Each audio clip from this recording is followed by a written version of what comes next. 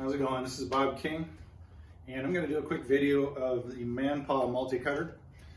Going to do an installation on a Makita right angle grinder. This is a battery unit. You can use electric, it really doesn't matter. It's a 4.5 inch angle grinder. So what you're going to do, get all your stuff out of the box. The parts you need, this is an adapter collar for Makita. It slips right in this place here. I've already got one in. Slips right on this collet right here. After you've stripped down your tool, take the guards off and everything,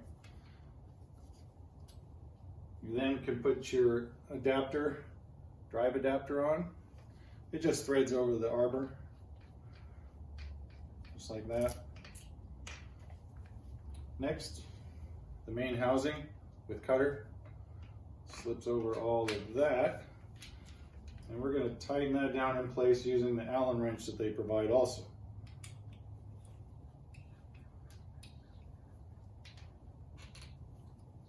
All right.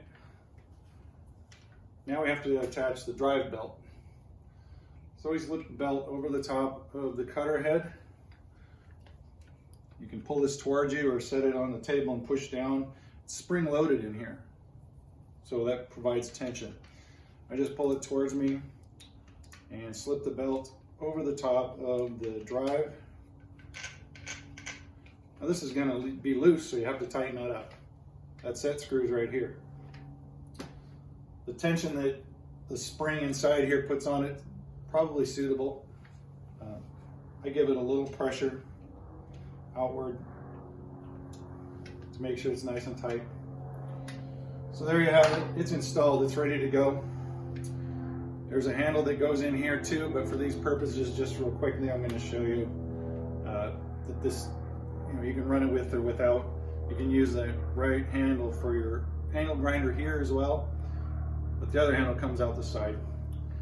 And in another video, I'll show you other cutters installed, handle installed, and their use. So there you are.